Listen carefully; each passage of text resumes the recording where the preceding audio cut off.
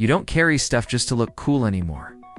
After 50, every item in your pocket, in your bag, on your belt, has to earn its place. It has to mean something, because you've lived long enough to know the world doesn't give second chances. One small mistake, a dead flashlight, a dull blade, a broken pen can become a big problem real fast. Yet most men still carry junk they never use, or worse, ...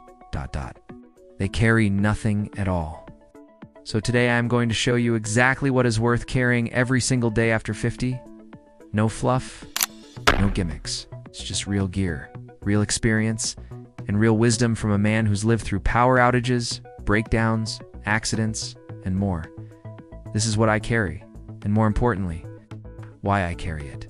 Stick with me, because what you learn today might change the way you think about everyday readiness forever. Here's the first truth. Your body doesn't respond the same after 50. You not 25 anymore. That's not a weakness. It's an advantage if you use it right. You think ahead. You spot risks before they escalate. But that also means your gear must adapt. Heavier items strain your back. Complex tools waste your time. What you need now is lean, smart, reliable. Most men carry too much, or they carry the wrong stuff. They don't carry anything and hope for the best. That ends today. Because when you're older, you're not preparing for maybe someday scenarios. You're preparing for what's likely.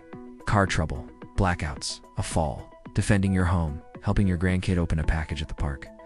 This is practical survival. And to win this game, you need gear that works with you, not against you. Stay with me, because in the next block, I'll show you the one item I carry that has saved me more times than I can count. And it's not what you'd expect. Let's talk about the item I touch every single day, and no, it's not my knife. It's a compact LED flashlight.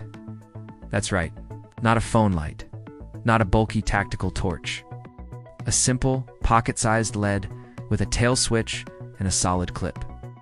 Why? Because after 50, your vision and low light changes. Your reaction time changes. And when you drop something at night, open a dark closet, or approach your car in a sketchy parking lot, that little beam becomes your best friend. I've used mine during blackouts, while checking tires, even to signal across a campground.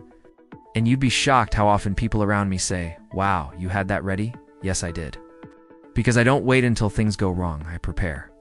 And this flashlight has earned its place in my EDC more than any other tool. But next, I'll show you the knife I actually trust, and why most knives on the market today aren't made for men our age. I've owned dozens of pocket knives in my life. Some cheap, some expensive, some flashy. But after 50, I learned that what really matters is ergonomics, reliability, and edge retention. The knife I carry today has a few key features. One-handed open, assisted lock, deep carry clip, and a steel that actually holds an edge. Why? Because my hands aren't as quick as they were at 30. My grip strength is different. I need a knife that's smooth to deploy, easy to control, and doesn't need sharpening every week. I've used it for everything. Food prep while camping, cutting rope, opening packaging, even minor repairs. And yes, it could save your life in a self-defense situation too. But I don't carry it for that. I carry it because it's the one tool that can do the most in the smallest amount of space. Coming up, the multi-tool I thought I'd never use. Until the day I couldn't fix my car without it. You know the old saying? If all you have is a hammer, every problem looks like a nail. Well, that's exactly why I carry a compact multi-toolin, not the bulky kind. I'm talking about a lightweight, pocket-sized tool with pliers, a screwdriver, a file, and scissors. Nothing fancy, but every function works well. The moment that changed everything for me. You're donked I was driving out of state when my windshield wiper arm got stuck mid-storm. No service station for miles. I pulled over, reached into my glove box. Nothing. I remembered the multi-tool on my belt. 5 minutes later, I had fixed the issue and was back on the road. No phone call, no waiting, no risk. That was the moment I realized, this tool stays on me always. Not for style, for survival. But gear alone isn't enough. In the next block, I'll share the one mindset shift that completely changed how I build my EDC. This is where wisdom kicks in. Use what I call the rule of 3 when I build my EDC. Will I use it at least 3 times a week? Can it serve at least 3 different functions? Can I access it in under 3 seconds? If it doesn't pass those 3 tests, it doesn't make the cut. Simple as that. That's how I trimmed my carry down to the essentials that actually matter. Not the gear you show off, but the gear that serves you. I also reevaluate every 6 months. Seasons change, routines shift, and sometimes new gear outperforms the old. That's part of being prepared, not just carrying gear, but being strategic about it. Coming up, I'll show you the small item I added to my kit last year that now feels absolutely indispensable. You might laugh, but the item I'm about to show you has saved me from more headaches than any expensive tool. A mini roll of duct tape. Yep, that's it.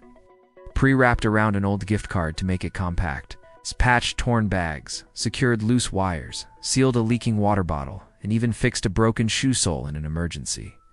You carry this, and suddenly, you've got a solution to a dozen everyday problems. And the best part?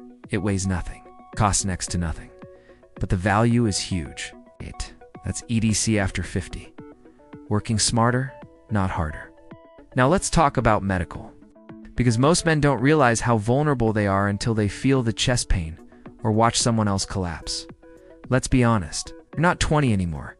Heart attacks, sudden drops in blood sugar, slips and falls, they're real risks now. That's why I always carry a slim, personal first aid kit. No, not a big red pouch. It's a small, quiet zip bag with bandages, antiseptic wipes, ibuprofen, a couple of electrolyte packets, and baby aspirin. That last one, baby aspirin, that could buy you time during a heart event.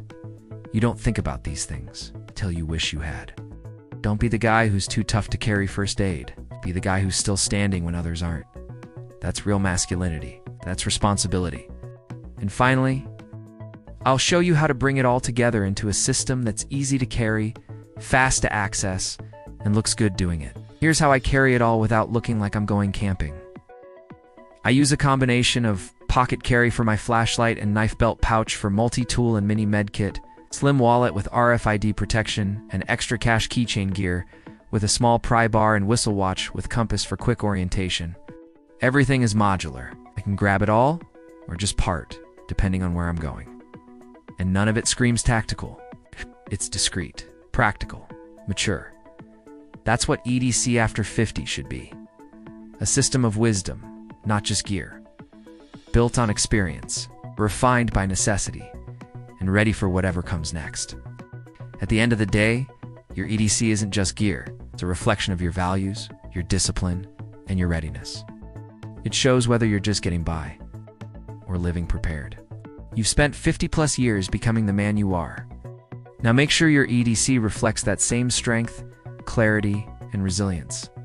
Because the world doesn't get easier, but you can get smarter.